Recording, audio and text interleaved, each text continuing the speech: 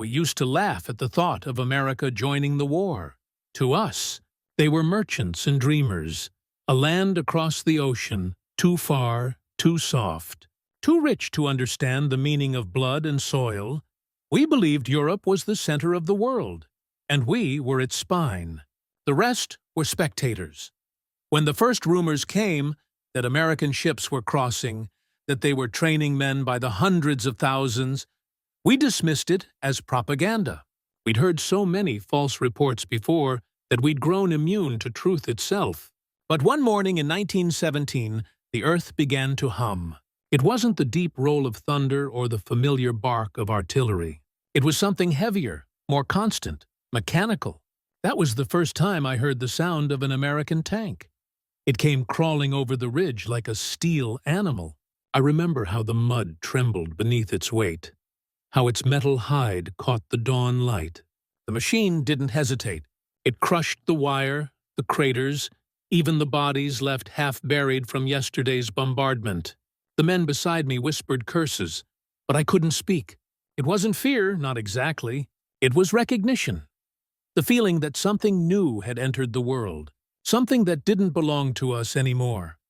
For years we had fought as if war were still a test of men, of courage, endurance, spirit. But the Americans brought something else: efficiency.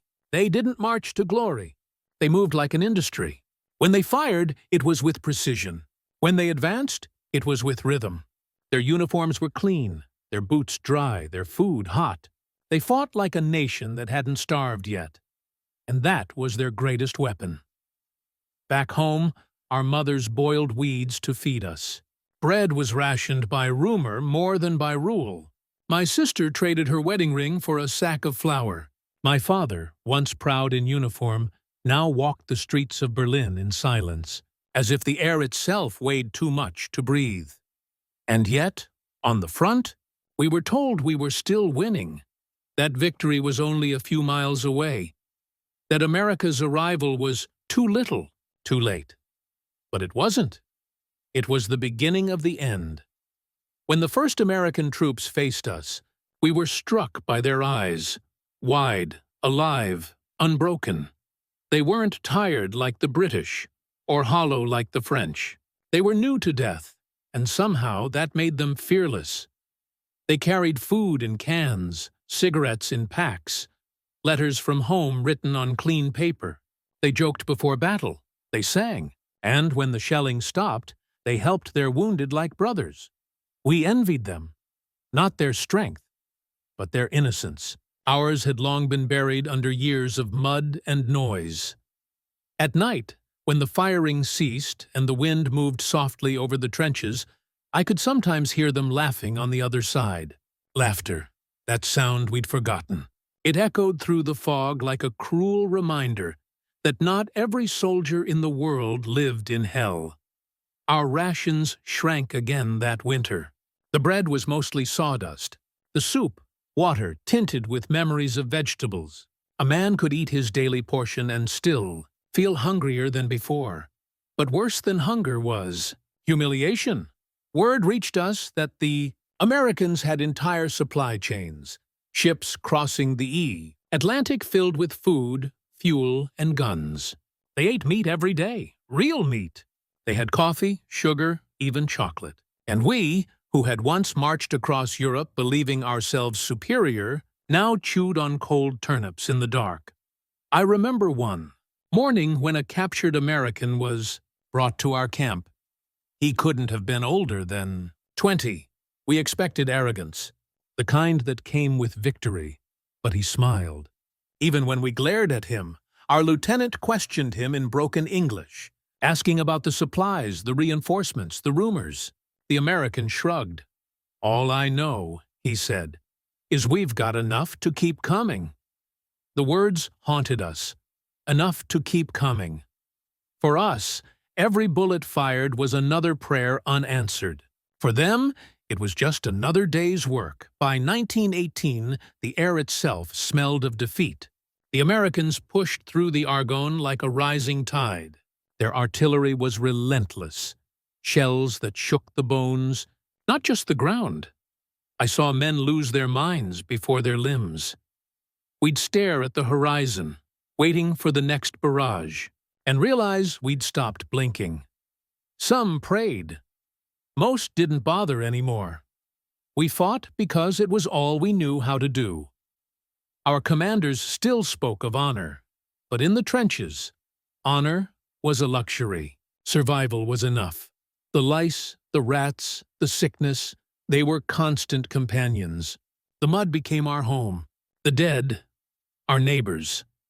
Once, after a week without proper food, I found myself staring at a horse carcass half buried near the line.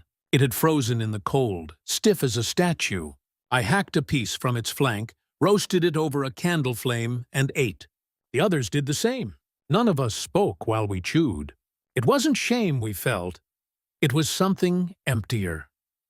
Later that night, I saw an American patrol move through no man's land with rifles shining in moonlight. Their helmets gleamed, their movements confident. They looked more like soldiers than we ever had. We, in our torn coats and hollow eyes, looked like shadows of a dying empire. In captivity, the difference was unbearable. When I was captured near the end of the war, I expected cruelty. Instead, I found mercy. They gave us food, blankets, and medical care. They even played music, American jazz, strange and alive. Some of us wept, not from gratitude, but humiliation. There is no deeper wound for a soldier than being pitied by his conqueror. I remember an American guard tossing me a piece of bread. I hesitated before taking it. He smiled and said, "Eat. You're free now." But I wasn't. None of us were. Freedom, I realized, doesn't come from peace. It comes from pride. And ours had been buried under their victory. When I returned home, Germany was unrecognizable. The empire was gone. The streets were filled with beggars and broken soldiers. Factories stood silent. Children cried not from fear, but from hunger. Posters of new leaders appeared on walls. Men who promised revenge, who whispered that America and her allies had humiliated us. People listened because it's easy to listen to anger when your stomach is empty. I'd walk past the bread lines and hear talk of the next war, of how we'd rise again, of how the Americans would pay. And though part of me wanted to forget, another part, the soldier still inside me, understood the hunger in those voices. It was the same hunger I'd felt on the front, when I watched the Americans move through the fog like gods of iron and fire. They had power. They had wealth. They had faith in themselves. And we had resentment. Years later, when I saw a newspaper headline declaring America the world's new power, I felt a strange calm. It wasn't anger. Not exactly. It was inevitability. They had the land, the industry, the ocean to protect them, the optimism to rebuild. We had the ghosts, but sometimes, when I dream, I still hear the old whispers in the taverns, the muttered promises of men who lost too much to ever forgive. They say every empire ends, but they forget that every defeat plants a seed.